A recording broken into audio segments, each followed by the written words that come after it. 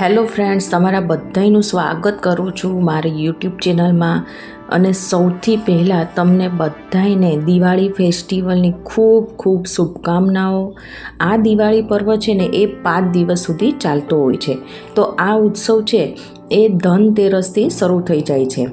ધનતેરસના દિવસે લક્ષ્મી માતા, ગણેશજી અને તેની સાથે સાથે આપણે જે ધનના દેવતા કુબેર દેવતા છે એનું પણ પૂજન કરવામાં આવે છે. અને ઔષધિ અને આયુર્વેદના દેવતા ભગવાન ધન્વંતરીની પણ પૂજા આ દિવસે કરવામાં આવતી હોય છે. તો આજના વિડીયોમાં આપણે ધનતેરસની લાઈવ પૂજા જોઈશું મિત્રો. તો તેમાં શું શું સામગ્રીની જરૂર પડશે, તેમજ આ પૂજા કયા સમયે કરવી, તેમજ તેનું ઉત્તાપન કઈ રીતે કરવું, તો આ તમામ માહિતી હું તમને આ વિડીયો દરમિયાન લાઈવ બતાવીશ મિત્રો. તો વિડીયોને એન્ડ સુધી જરૂરથી જોજો. તો આ ધનતેરસની પૂજા કરતાં પહેલાં આ ધનતેરસની પૂજા ક્યારે કરવાની છે, કયા સમયમાં કરવાની છે એ જાણી લઈએ. તો 18 ઓક્ટોબર 2025 શનિવારની રાત્રિએ ધનતેરસની પૂજા કરવામાં આવશે. તો જે લોકો આ પૂજા પ્રદોષકાળમાં કરતા હોય ને તો તેનો સમય છે 18 ઓક્ટોબર 2025 શનિવારની સાંજે 6:10 લઈને 8:38 સુધીનો રહેશે.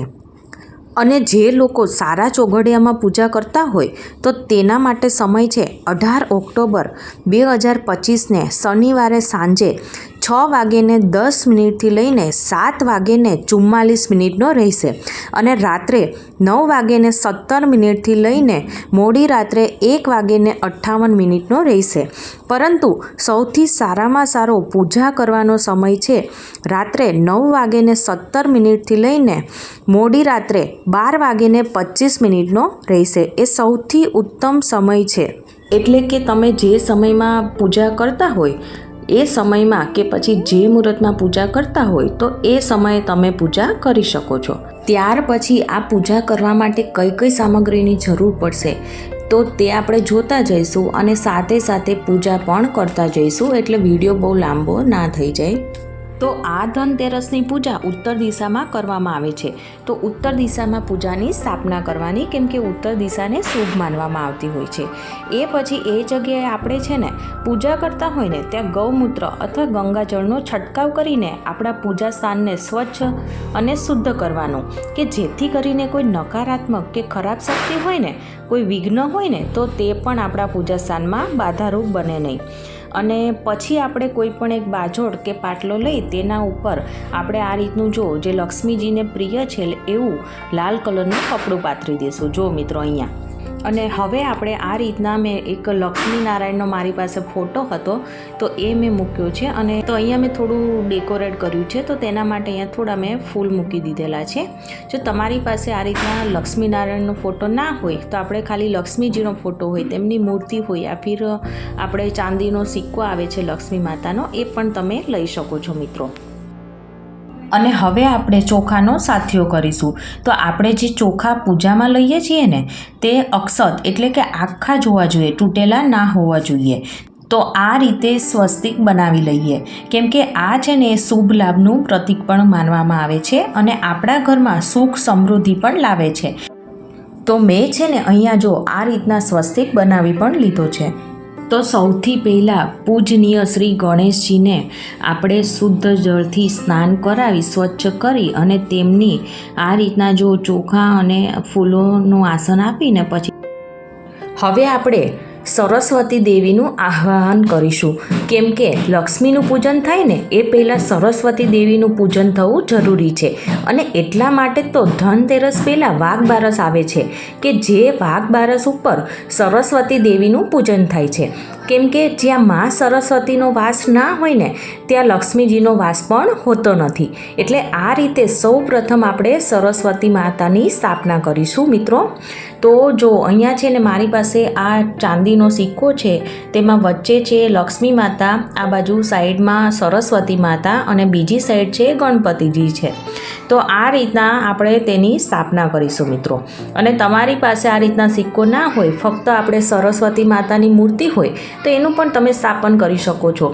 અને ફોટો કે મૂર્તિ ના હોય ને તો સોપારીમાં તમે તેનો ભાવ પ્રગટ કરીને પણ તેનું સ્થાપન કરી શકો છો.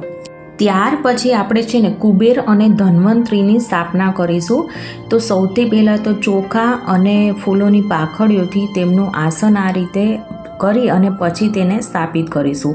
તો મિત્રો, તમારી પાસે કુબેર અને ધન્વંતરીજીનો જો ફોટો હોય ને તો એ પણ લઈ શકાય, મૂર્તિ હોય તો એ પણ લઈ શકાય.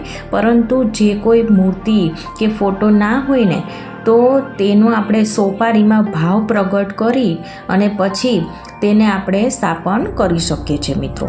તો જુઓ, આ રીતના મેં 2 સોપારી લીધેલી છે. તો એકમાં કુબેરજી અને બીજામાં ભગવાન ધન્વંતરીની આ રીતના મેં સ્થાપના પણ કરી લીધેલી છે.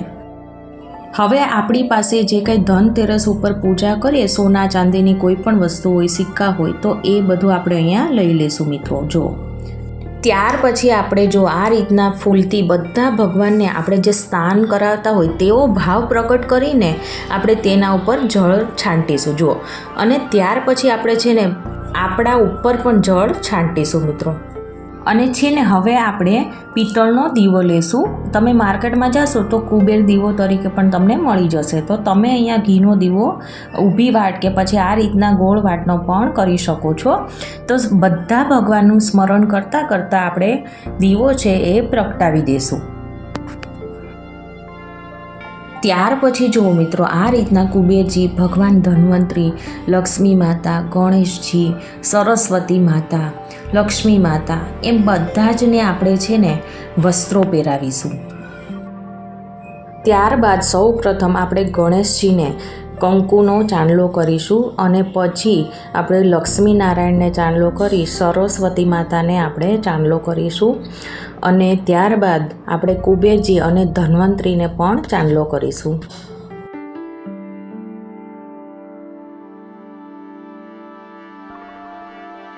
અને ત્યારબાદ જો આ રીતના કેસ આપણી પાસે હોય તો તેની પણ આપણે પૂજન કરવામાં આવતું હોય છે. તો અહીંયા મેં મૂકેલા છે અને તેના ઉપર પણ આપણે ચાંદલો કરી તેનું પણ આપણે પૂજન કરીશું.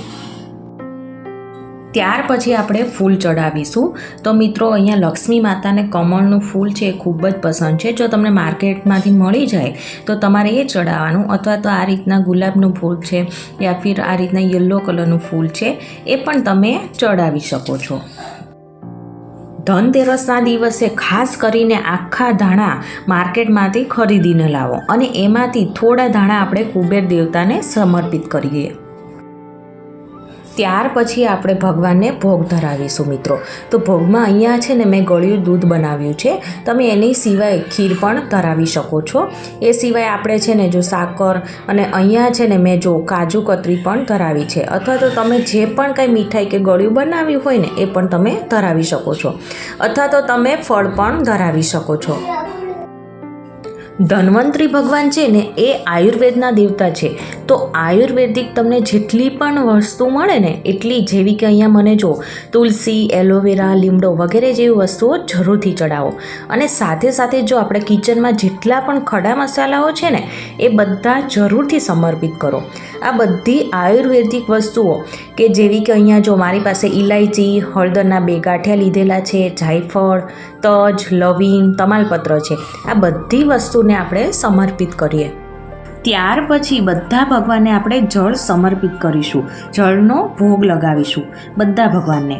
અને ત્યાર પછી આપણે છે ને જો ધૂપ દીપ દેખાડી દઈશું ભગવાનને. જો આ રીતના આપણે પછી અહીંયા જો આ રીતના આપણે માતાજીને પ્રિય એવી કોડી છે જે મેં 2 લીધેલી છે તે આપણે અહીંયા સ્થાપિત કરીશું. પછી એક જળનો લોટો આ રીતના આપણે ભરીને રાખીએ છીએ અને હાથમાં ચોખા ફૂલ લઈ ધનતેરસની કથા સાંભળીએ છીએ. તમે તેની સિવાય ધનતેરસની હોય કે પછી ધન્વંતરીની કથા તમે સાંભળી શકો છો, અથવા તો કુબેર ભગવાનની પણ કથા સાંભળી શકો છો. ત્યાર પછી કથા સંપૂર્ણ થયા બાદ થોડું જળમાં આપણે ફૂલ સમર્પિત કરીશું. બાકી કુબેર ભગવાન અને ધન્વંતરી ભગવાનને સમર્પિત કરી દેવાના છે. ત્યાર પછી જોઈએ ને મિત્રો તો ધનતેરસના દિવસે 13 દીવા પ્રગટાવવામાં આવે છે. 13 નાના અને એક મોટો દીવો કે જેને યમદીપ દીવો તરીકે ઓળખવામાં આવતો હોય છે. આ 13 દીવાને તમે ઘી કે તેલના પ્રગટાવી શકો છો મિત્રો. અને સાઈડમાં આને પણ પ્રગટાવી પૂજા કરી અને ઘરમાં અલગ અલગ સ્થાને તમે મૂકી શકો છો. ધનતેરસના દિવસે નવી છાવણી જરૂરથી આપણે ખરીદીને લાવવી જોઈએ અને આને પણ આપણે જ્યાં સ્થાપન કર્યું ને તેની સાઈડમાં મૂકી અને ઝાડુનું પણ પૂજન કરવાનું હોય છે મિત્રો. અને ત્યારબાદ જોઈએ ને તો કપૂરથી આપણે બધા ભગવાનની આરતી કરીશું મિત્રો. જો આ રીતના આરતી કર્યા બાદ પ્રાર્થના કરીશું કે હે લક્ષ્મી માતા, હે ગણેશજી, હે ધનના દેવતા, એ કુબેર દેવતા, હે ઔષધિઓ કે પછી આયુર્વેદના દેવતા ધન્વંતરી ભગવાન, અમારા પર, અમારા પરિવાર પર કૃપા રાખજો. અમારા ઘરમાં સુખ, સમૃદ્ધિ અને શાંતિ રહે અને બધાનું સ્વાસ્થ્ય સારું રહે. તો આ રીતે આપણે પ્રાર્થના કર્યા બાદ અંતમાં સમાયાચના કરવાની છે ભગવાનને. અને જો આ પૂજા પૂરી થઈ જાય ને પછી આ જે પ્રસાદ છે ને ધરાવેલો એ બધાને આપણે વેચી દેવાનું છે. અને આ જે કંઈ જ્વેલરી ને બધું છે એ આપણે તિજોરીમાં હવે રાખી શકીએ છીએ મિત્રો. અને આનું ઉત્થાપન છે ને એ તમે સવારમાં કરી શકો છો. ચોખા છે એ આપણે પક્ષીઓને ચણ સ્વરૂપે આપણે નાખી શકીએ છીએ અને ધાણાનો તમે ખાવામાં પણ ઉપયોગ કરી શકો છો. આ મરી મસાલા એ બધાનો ખાવામાં ઉપયોગ કરી શકો છો. અને આ કોડી છે અને સોપારી છે એને તમે એક કપડામાં બાંધી તિજોરીમાં રાખી શકો છો અને આવતા વર્ષે જે આપણે ધનતેરસની પૂજા કરીએ ને તેમાં તમે પાછો ઉપયોગમાં લઈ શકો છો મિત્રો. તો ફ્રેન્ડ્સ, મારી આ ધનતેરસની પૂજા આજે પૂરી થઈ છે અહીંયા. તો ફ્રેન્ડ્સ, અમને આ પૂજા વિધિ ગમી હોય તો મારી ચેનલને સબસ્ક્રાઈબ, લાઇક અને શેર કરવાનું ના ભૂલતા. તો આપણે ફરીવાર મળીશું એક નવા જ ઉપયોગી વિડીયો સાથે. Thank you for watching.